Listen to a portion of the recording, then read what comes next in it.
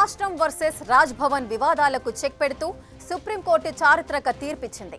రెండు రాజ్యాంగబద్ధ సంస్థల మధ్య సంఘర్షణ వచ్చినప్పుడు దాన్ని అలాగే కంటిన్యూ చేస్తే చాలా సమస్యలొస్తాయని సుప్రీంకోర్టు గ్రహించింది. రాజ్యాంగం అత్యున్నత న్యాయస్థానానికి ఇచ్చిన అధికారాల ప్రకారం ఒక అడుగు ముందుకు వేసి గవర్నర్ల పాత్రపై స్పష్టత ఇచ్చింది. తమిళనాడులో గవర్నర్ వర్సెస్ గవర్నమెంట్ పెండింగ్ బిల్లుల కేసులో ఇచ్చిన తీర్పు సంచలనంగా మారింది. అంతకు మించి చర్చనీయాంశమవుతోంది.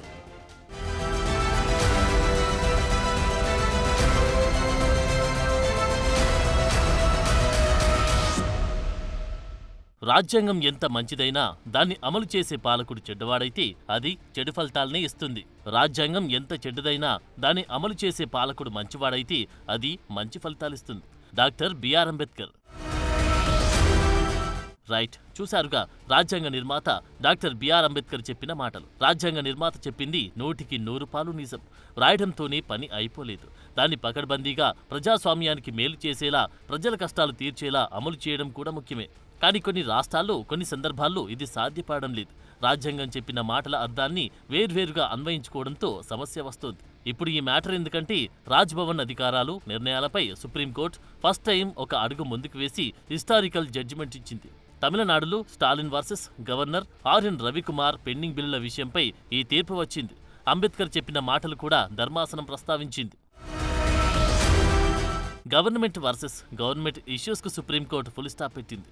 బీజేపీయేతర పార్టీలు అధికారంలో ఉన్న రాష్ట్రాల్లో రాజ్ భవన్ వర్సెస్ గవర్నమెంట్ మధ్య సంఘర్షణ జరుగుతోంది. ముఖ్యంగా తమిళనాడు, కేరళ, బెంగాల్, పంజాబ్, గతంలో తెలంగాణలో ఇలాంటి ఇష్యూస్ వచ్చాయి. అటు ప్రభుత్వం, ఇటు గవర్నమెంట్ రెండు వ్యవస్థలు రాజ్యాంగం ప్రకారం నడుచుకోవాలి. కానీ అదే రాజ్యాంగంలోని పాయింట్స్ను తమకు అనుకూలంగా మార్చుకుని వ్యవహారాలు నడపడంపై సుప్రీంకోర్టు ఒక గైడ్ లైన్ ఇచ్చింది. తమిళనాడులో 10 పెండింగ్ బిల్లులు గవర్నర్ ఆర్ఎన్ రవికుమార్ తొక్కిపెట్టి ఉంచిన పిటిషన్పై చారిత్రక తీర్పివ్వడంతో రాజ్ భవన్ అధికారాలపై ఒక క్లారిటీ వచ్చినట్లయింది. అసలు వివాదమేంటన్నది ఇప్పుడు చూద్దాం. 2021లో తమిళనాడు గవర్నర్గా ఆర్ఎన్ రవికుమార్ బాధ్యతలు చేపట్టారు. ఆయన గతంలో కేంద్ర దర్యాప్తు సంస్థలో పనిచేశారు. అప్పటినుంచి సీఎం స్టాలిన్ కు గవర్నర్ రవికుమార్ కు మధ్య బిల్లుల ఆమోదముద్రపై ఘర్షణ నడుస్తూనే ఉంది. తాము పంపిన పలు బిల్లుల్లో 10 బిల్లులకు గవర్నర్ ఆమోదం తెలపకుండా అనవసర కాలయాపన చేస్తున్నారని ఆరోపిస్తూ తమిళనాడు సర్కార్ 2023 నవంబర్లో సుప్రీంకోర్టును ఆశ్రయించింది. ఆ బిల్లులపై గవర్నర్ నిర్ణయం తీసుకునేందుకు గడువును నిర్ధారించాలని కూడా ప్రభుత్వం తన పిటిషన్లో కోరింది. ఈ వ్యాజ్యంపై విచారణ జరిపిన justice JB Pardiwala, justice R మహాదేవన్తో కూడిన సుప్రీం ధర్మాసనం చారిత్రక తీర్పిచ్చింది. ఆర్టికల్ 142 ప్రకారం తనకున్న విశేషాధికారాలను వినియోగించుకుంటున్న సుప్రీంకోర్టు స్టాలిన్ సర్కార్ రెండోసారి గవర్నర్కు పంపినప్పుడే ఆ బిల్లులు ఆమోదం పొందినట్టు చెబుతూ సంచలన తీర్పు వెలువరించింది. ఇకపై ఆ బిల్లులకు సంబంధించి రాష్ట్రపతి ఏవైనా చర్యలు తీసుకున్నా అవి చెల్లుబాటు కావని స్పష్టం చేసింది. అలాగని తాము గవర్నర్ల అధికారాలను తక్కువ చేయట్లేదని, గవర్నర్లు తీసుకునే చర్యలన్నీ పార్లమెంటరీ ప్రజాస్వామ్యానికి అనుగుణంగా ఉండాలని, ఆ సాంప్రదాయాలకు గౌరవమివ్వాలని హితవు పలకడం కీలకంగా మారింది. రాజ్యాంగంలోని 200వ అధికరణ ప్రకారం రాష్ట్ర ప్రభుత్వం పంపిన బిల్లుల విషయంలో గవర్నర్ ముందు 3 వర్గాలు ఉంటాయని ధర్మాసనం పేర్కొంది.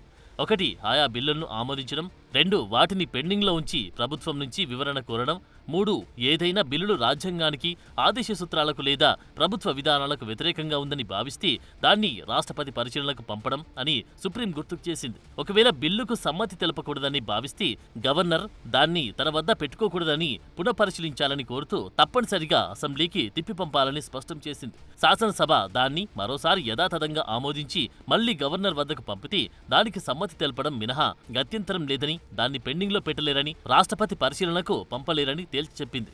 ఈ నిర్ణయంతో గవర్నమెంట్ వర్సెస్ గవర్నర్ ఇష్యూస్లలో చాలా వరకు క్లారిటీ వచ్చినట్లయింది.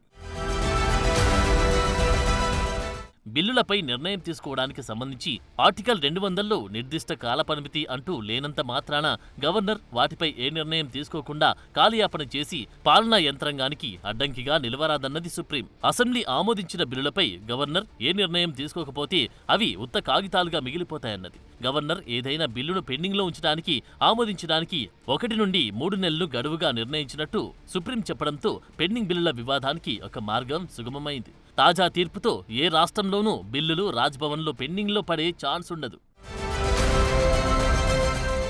చారిత్రక తీర్పిస్తూ సుప్రీం గవర్నర్ ఎలా ఉండాలి, ఎలాంటి బాధ్యతలు నిర్వర్తించాలో కూడా క్లారిఫై చేసింది. గవర్నర్ పార్లమెంటరీ ప్రజాస్వామ్యానికి కట్టుబడి వ్యవహరించాలని, రాష్ట్ర ప్రభుత్వంతో రాజకీయంగా వ్యవహరించకుండా ప్రభుత్వ సన్నిహితుడిగా ఉండాలన్నది. ప్రజలు ఎన్నుకున్న ప్రభుత్వానికి అడ్డుగోడలా వ్యవహరించకూడదని స్పష్టం చేసింది. తాను ప్రమాణ స్వీకారం చేసినట్లుగా రాజ్యాంగ విధులను సక్రమంగా నిర్వహించాలని, తీసుకునే చర్యలు జనామోదానికి దగ్గరగా ఉన్నాయా, రాజ్యాంగం ప్రకారం ఉన్నాయా అనే స్వీయ పరిపాలన తీసుకోవాలన్నది. సో ఈ హిస్టారికల్ జడ్జిమెంట్ పై తమిళనాడు, కేరళ, పంజాబ్, బెంగాల్ వంటి రాష్ట్రాల సీఎంలు హర్షం వ్యక్తం చేశారు. తమిళనాడులో వర్సిటీలకు ముఖ్యమంత్రి ఛాన్సలర్ గా వ్యవహరించేలా అసెంబ్లీలో ఆమోదించిన బిల్లులకు కూడా తాజాగా సుప్రీంకోర్టు ఆమోదం తెలపడంతో గవర్నర్ రవి ఛాన్సలర్ గా పదవి కోల్పోయారు. ఇకపై సీఎం స్టాలినే ఛాన్సలర్ గా వ్యవహరించి వివిధ వర్సిటీల వీసీల నియామకాలు చేపట్టనున్నారు.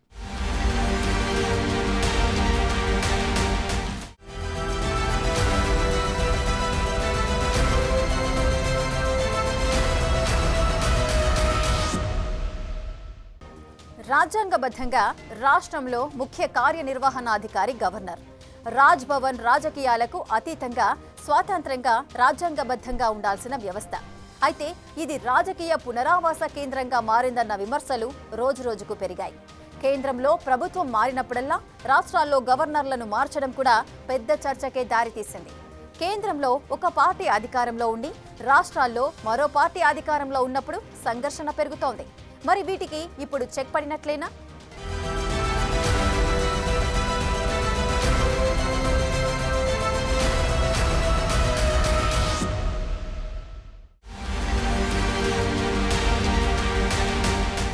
బిల్లుల్ని గవర్నర్ ఆమోదించటం లేదు అని ఒక్క తమిళనాడే సుప్రీం మెట్లెక్కలేదు. కేరళ, బెంగాల్, పంజాబ్, గతంలో తెలంగాణ ప్రభుత్వం కూడా సుప్రీం దాకా వెళ్లాయి, జోక్యం చేసుకోవాలని కోరాయి. సో ఇలా గవర్నర్ల దగ్గర ఏళ్లకేళ్లు పెండింగ్ బిల్లులున్న రాష్ట్రాల్లో తమిళనాడు, బెంగాల్, కర్ణాటక, పంజాబ్, జార్ఖండ్ ఉన్నాయి. ఇందులో తాజాగా సుప్రీంకోర్టు తమిళనాడులో 10 పెండింగ్ బిల్లులకు తన రాజ్యాంగ విశేష అధికారాలతో క్లియరెన్స్ ఇవ్వగా మిగతా రాష్ట్రాల్లోనూ ఈ పెండింగ్ బిల్లుల సమస్యకు మోక్షం కలగబోతోంది.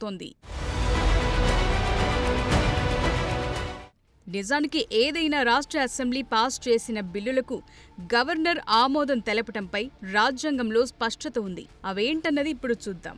గవర్నర్కు ఉండే సాధారణ అధికారాల గురించి రాజ్యాంగంలోని ఆర్టికల్ 163 చెప్తోంది. అదే ఆర్టికల్ 200 ప్రత్యేకంగా బిల్లులకు ఆమోదం తెలిపే అంశాన్ని చెప్తుంది. ఒక రాష్ట్ర అసెంబ్లీ ఆమోదించిన బిల్ను గవర్నర్ ఆమోదం కోసం పంపినప్పుడు గవర్నర్కు 4 ఆప్షన్లు రాజ్యాంగం కల్పించింది. అందులో బిల్కు ఆమోద ముద్ర వేయటం, బిల్కు ఆమోదం ఇవ్వకపోవటం, బిల్లును పునఃపరిశీలన కోసం తిరిగి పంపటం, లేదంటే బిల్ను రాష్ట్రపతి పరిశీలన కోసం రివ్యూకు పంపటం ఉన్నాయి. సో ఆర్టికల్ 200 పై గవర్నర్ ఏదో నిర్ణయంపై రాష్ట్ర ప్రభుత్వానికి స్పష్టంగా చెప్పాలి. అయితే అసలు మ్యాటర్ ఏంటంటే ఇదే 200 ఆర్టికల్లో ఒక ముఖ్యమైన నిబంధన ఉంది. బిల్లుల ఆమోదంపై గవర్నర్ సాధ్యమైనంత త్వరగా నిర్ణయాలు తీసుకోవాలన్న పాయింట్ ఉంది. అయితే ఇందుకోసం ఎలాంటి నిర్దిష్ట డెడ్లైన్ లేదు. అదే రాజ్ భవన్లకు అనుకూలంగా మారిందన్న వాదనలు వినిపిస్తున్నాయి. అందుకే తమిళనాడు, కేరళ, బెంగాల్, కర్ణాటక, పంజాబ్ రాష్ట్రాల్లో బిల్లులు ఏళ్లకేళ్లు పెండింగ్లో పడ్డాయంటున్నారు.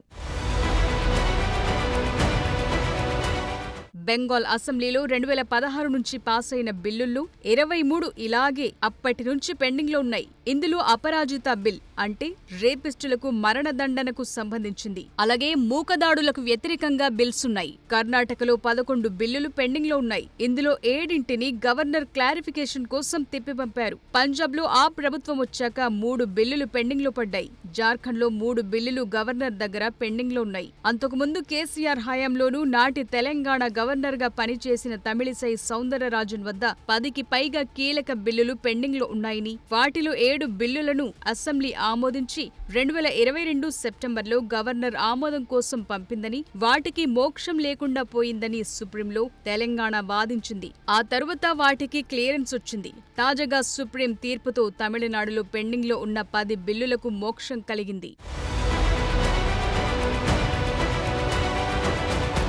బిల్లులపై నిర్ణయం తీసుకోవటంలో ఏళ్లకేళ్లు తీసుకోవటం ప్రజల చేత ఎన్నికైన ప్రభుత్వాన్ని స్తంభింపచేయటానికి సమానమే అని తమిళనాడు ప్రభుత్వం వాదించింది. బిల్లులకు ఆమోదం ఇవ్వటంలో విచక్షణాధికారాల ప్రకారం ముందుకెళుతున్నారని గవర్నర్ వాదించారు. అయితే ఈ విచక్షణను ఏకపక్షంగా లేదా వ్యక్తిగత ప్రాధాన్యత ఆధారంగా ఉపయోగించొద్దు అన్నది రాజ్యాంగం చెప్తోన్న మాట అని రాజ్యాంగ నిపుణులు చెప్పే మాట.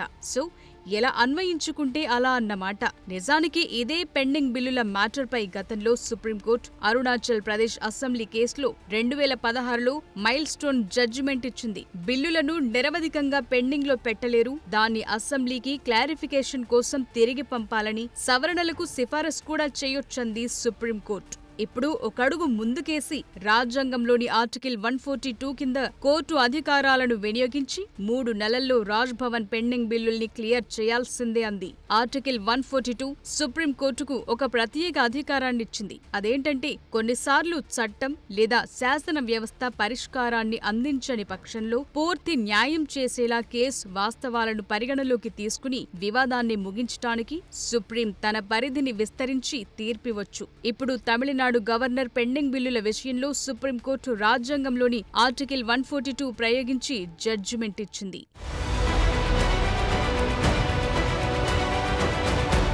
అంటే ఆర్టికల్ 200 ప్రకారం సాధ్యమైనంత త్వరగా బిల్లుల్ని క్లియర్ చేయాలని రాజ్యాంగంలో చెప్తే అది 3 నెలలని సుప్రీంకోర్టు తాజాగా డెడ్లైన్ విధించింది. నిజానికి సుప్రీం తాజా చారిత్రక తీర్పుతో అందరికీ అర్థమయ్యే విషయం ఏంటంటే గవర్నర్కు కల్పించిన రాజ్యాంగ అధికారాలను అసెంబ్లీ చేసే చట్టాలను అడ్డుకోవటానికి ఉపయోగించకూడదన్న క్లారిఫికేషన్ అయితే వచ్చింది. ఇదే గవర్నర్ వ్యవస్థపై గతంలోనూ సుప్రీం కీలక జడ్జిమెంట్ ఇచ్చింది. గవర్నర్కు ప్రవర్తన నియమావళి ఏర్పాటు చేయాలని గతంలో సర్కారియా కమిషన్ సూచించింది. రాష్ట్ర కార్యనిర్వాహక శాఖ గురించి రాజ్యాంగంలో ఆర్టికల్ 153 నుంచి 167 వరకు వివరించారు. ఇందులో గవర్నర్, ముఖ్యమంత్రి, మంత్రిమండలి, అడ్వకేట్ జనరల్ ఉంటారు. ఆర్టికల్ 153 ప్రకారం ప్రతి రాష్ట్రానికి ఒక గవర్నర్ ఉంటాడు. 7వ రాజ్యాంగ సవరణ ద్వారా 2 లేక అంతకంటే ఎక్కువ రాష్ట్రాలకు కలిపి ఒకే గవర్నర్ను నియమించొచ్చు.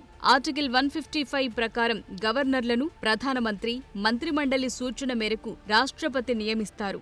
గవర్నర్లను నియమించే అధికారం, హక్కు, స్వేచ్ఛ కేంద్ర ప్రభుత్వానికి సంపూర్ణంగా ఉంది. అంత మాత్రాన గవర్నర్ కేంద్ర ప్రభుత్వానికి ఆధీనుడు కాదు, ఏజెంటు కాదని, ఈ పదవి స్వతంత్ర రాజ్యాంగ పదవి అని 1997లోనే సుప్రీంకోర్టు తీర్పు చెప్పింది. ఇప్పుడు మరింత విస్తరించి గవర్నర్ అధికారాలపైన క్లారిఫికేషన్ ఇచ్చింది.